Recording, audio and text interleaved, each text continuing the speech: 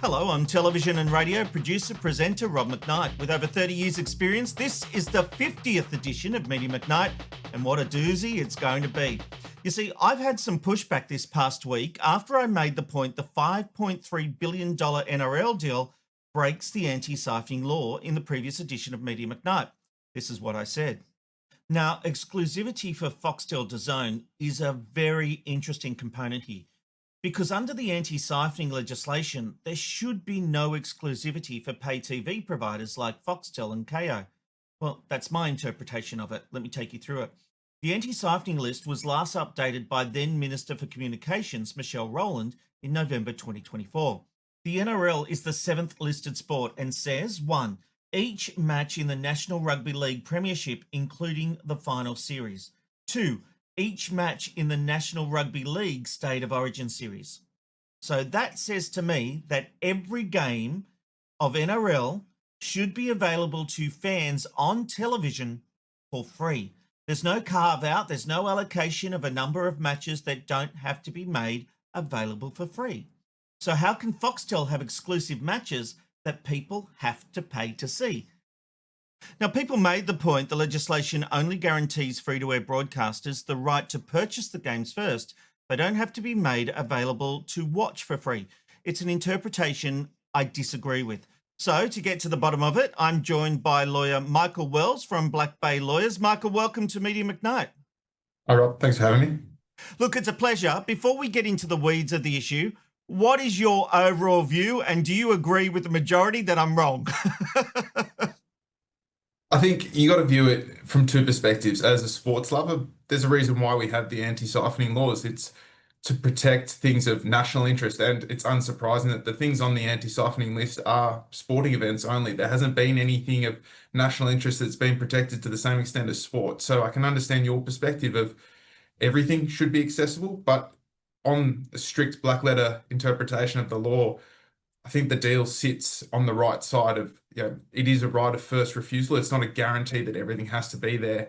And it's essentially an offer for free-to-air to have whole or part of the broadcasting rights. And should they not take it up or be able to take it up, then that's where the subscription television takes it up and takes the offer. And I think, particularly in Foxtel's perspective, that was partly the impetus of the anti-siphoning laws in itself. They came in when Foxtel emerged in the Australian market too. So it's unsurprising that Foxtel's at the centre of potentially exploiting the loopholes in the law itself. Well, you're going to play lawyer here and explain a few things to me, and then ultimately you may end up playing judge after I present my case to you. So let me take you through it, because last week I quoted the anti-siphoning list showing that when it comes to the NRL, this is what must be shown. 1. Each match in the National Rugby League Premiership, including the final series. 2. Each match in the National Rugby League State of Origin series. Now, Michael, that doesn't seem ambiguous to me. It seems to state each match must be played on free-to-air TV. It's offered, not necessarily played and played out. And I think what should also be noted is it's not just the men's NRL games. There's also the female code that's been added on the list as well. And it's equally protected. I obviously want to add that in there as well. And so it's not necessarily just, well, everything on that list has to be shown on free-to-air. It is everything on that list has to be offered as a first right to free-to-air. Well, I'm going to come to the anti-hoarding list shortly, but first, let's go to Section 146W of the Broadcasting Services Act, titled Events in the Anti-Siphoning List Should Be Televised for Free. I'm going to take everyone through it line by line. Bear with me. 1. This section applies to a media content service provider other than A commercial television broadcasting licensee, other than a licensee who holds a license allocated under Section 38C or subsection 41, or B, a national broadcaster. So what is that basically saying, Michael? It's essentially saying that they're the exclusions from it. This provision obviously applies to everything other than commercial television broadcasting license, and there's a list of those licensees in that section, and then a national broadcaster. So they're the carve-outs that this doesn't apply to. So essentially, everyone who's not encapsulated in that definition, then the anti-siphoning list applies to. So basically, it's saying the anti-siphoning list is for the free-to-air broadcasters. No one else can have first dibs at this material. It's for the benefit of free to air, yes. Yeah, okay. Now, this next section, to me, really seems to lay it out. It says, 2, a media content service provider must not acquire the right to televise or otherwise provide coverage of the whole or a part of an event that is included in the anti-siphoning list to end users in Australia unless A national broadcaster has the right to televise the whole or a part of the event in any of its broadcasting services, or B, both of the following apply.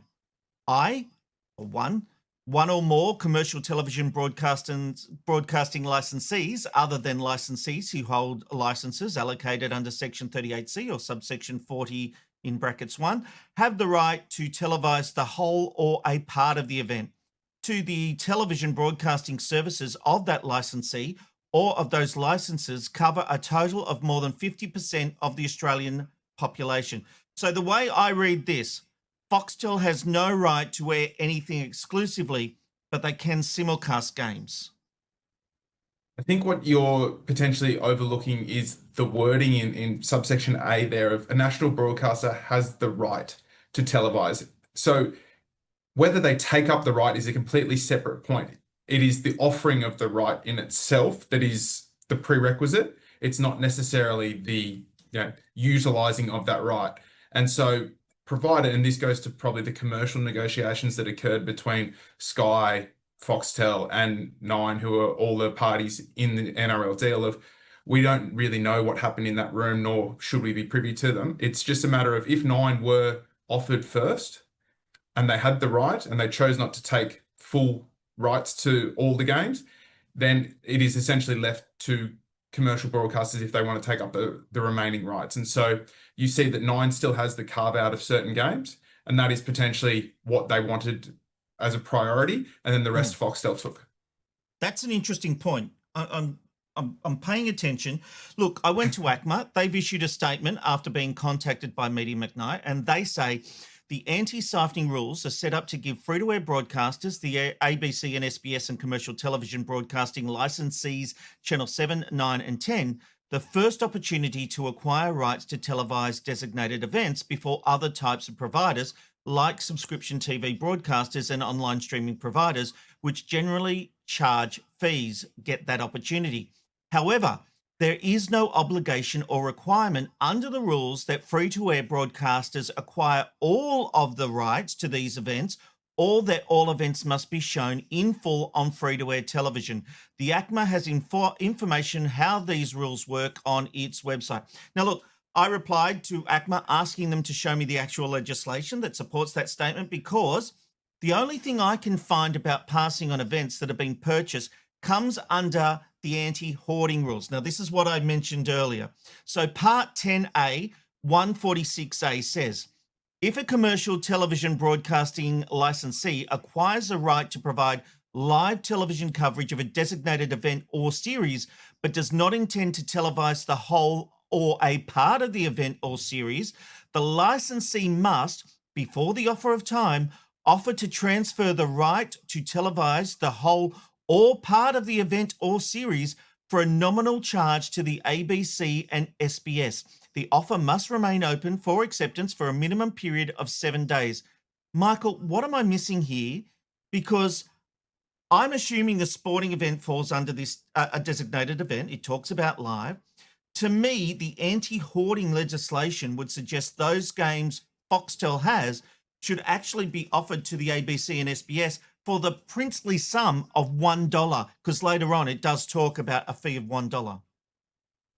I think going back to that definition, you may have to pull it back up for me. You must note that it says there if they don't have the intention to televise it. Now, my understanding is Foxtel has every intention to televise these games that they've purchased. And so potentially the clause itself doesn't come into play there because there is still the intent to televise it.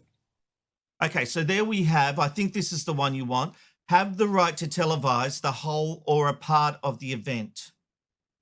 Sorry, I was meaning the anti-hoarding definition itself. Oh, sorry, the anti-hoarding one, Amanda. I gave you a bum steer. And so if you see there, just after the comma, but does not intend to televise the whole or a part of the event or series, the licensee must. And so right now, Foxtel has every intention to televise the whole or part of the NRL games that they've purchased. So there is no obligation for them to offer it to the ABC or SBS because they have the intent to televise it. But they're not a commercial television broadcasting licensee. I'd have to check the definitions on that one. Then you've got me there, Rob. I'd have to take a bit more of a thorough review of the act itself. My understanding, I was working on the assumption that they were the licensee in that regard. Yeah, look, it's interesting and it's complicated because, Michael, everyone is telling me, and this is not a game of catch anyone out. And I genuinely am thankful for you actually helping me to try and understand it. You've made valid points throughout this, but I guess I'm just at a situation where, we see the anti-siphoning list. It's for those, let's just use commercial TV and ABC. And I would argue that the anti-hoarding list comes off the back of that, talking about that if you're not going to use it, you've got to give it to the ABC. And I think that's the key here. You are right that Nine does not have to air every game, but before Foxtel can get its mittens on it, it has to be offered to the ABC and SBS for $1. And I know what I'm saying here changes everything because everyone is working on an assumption that Foxtel has the right, that there's a loophole. Because I have wondered for years how Foxtel with the AFL and the NRL can get away with having exclusive games. And no one, except the one line that you said, have the right, and I accept that wording. But outside of that, I cannot see anything that indicates they can sell off games to Foxtel. I think in that regard as well, it's not necessarily Nine who's selling off the games to Foxtel. No, it's the NRL, but they're Exactly. subject to the anti-siphoning list. But it's more that if they've still offered, in terms of the anti-siphoning position itself, if they have offered it to Nine and Nine chooses not to take it up, and this may also bring into play the anti-hoarding provision that you talked about, because if Nine, as the commercial television broadcasting licensee, doesn't take up the offer, they're not hoarding the television rights because they've just never purchased them. They've never utilized their right to televise the games itself. So then essentially it's left on the table for other commercial pay-per-view broadcast televisers. So Foxtel, But then for I instance. would bring it back, and sorry, I would bring it back to the idea that the anti-siphoning list says I will get the correct wording, says that of course I've got scripts everywhere, but basically when it says each match must be aired basically on free-to-air TV, that would suggest to me that the matches that Foxtel are getting can't be sold directly to them, even if Nine don't want them. That has to be offered to a free-to-air broadcaster first. I think it's missing kind of the conceptual point of it is the anti-siphoning is to protect the right to get them first, not the right to have them wholesale. And so I think it also that balances the commercial aspect of these television rights. You look at the NRL deal as a perfect example and the markup that it's achieved for the NRL and then what that allows them to do commercially for the game, expand it to new markets, WA, Papua New Guinea in future years. These television deals are the major revenue source for the codes. And so if we were to... We're not disputing that. And I know that this is Pandora's box. I get that. Oh, no, but my point more is to realistically, Foxtel and the other subscription networks have the funds to make this a genuine bidding war and really boost the revenue that's achieved from these TV deals. The anti-siphoning law is a balancing act between ensuring that these events of national interest are available to the public to the greatest extent possible without curtailing the commercial gain that can be achieved from the codes that sell these rights. And so if it was to go on your interpretation of it has to be available, all of them, and if the licensee didn't want to take it up before they could offer it to commercial entities, it would have to go to the ABC and SBS for $1. It would markedly change the revenue achieved by the codes and potentially change the landscape of the codes itself, meaning that we might not get the same product that we're currently able to. And so it is somewhat a balancing act of what the legislative intent has been of, well, we want all these events to be free to air as much as possible, but we can't stifle free enterprise to the same extent as it would if we were to make it all available wholesale. But does the law care about finance deals? We've got to go by the letter of the law. And I understand everything you're saying about revenue and the game, and understand that and 100% agree. But when we're talking about legislation, it's meant to be clear, isn't it? Not necessarily. Our system, it's supposed to be as clear as it enables some discretion. And we work on, when we're interpreting statute, it is what is the intent of the legislation itself. Now, you look at the explanatory memorandum of this act, and the intent is to make events of national interest publicly available to the greatest extent. Now, there were studies that went in, I think the Productivity Commission and the like in the early 2000s around this, and then also later reviews that say the amount of free-to-air television has somewhat waned. It was around the 50%, I think, anecdotally from the numbers that I saw. And so there is a realistic realization that people have subscription television, and the product that you're paying for is enhanced by the sport that's provided there. That's why a lot of people, you look at Stan, for instance, and the sport there, they've probably had an uptick since they got the Premier League rights. Absolutely. People will follow and people will pay for it. And realistically, we don't work in a society where we want to infringe people's right to choose. We want to enhance that as much as possible by giving people the right to choose without, restricting people's access to things. So, we work in a commercial. The anti-siphoning legislation was brought in to keep sport of cultural significant importance on free-to-air TV. But are we saying that then, to keep it available to everyone, are we then jeopardizing the product itself by reducing the revenue that can be attained? And so essentially, possibly, but isn't that an argument for the legislation and the politicians? But that would be an argument for us to consider once both of us had reviewed everything that went behind and led to the law here and the recent amendments in 2022, I think it was. And so I think that it would somewhat do a disservice to our public officials and our elected officials to say that they've stumbled across this without actually considering every stakeholder that's gone into it. I think that there would have been lengthy consideration of subscription television, free-to-air, public access rights, and this is the balancing act that they've achieved or they've attempted to achieve. Now, they're never going to get it 100% right. There's always going to be people who will say that it's wrong.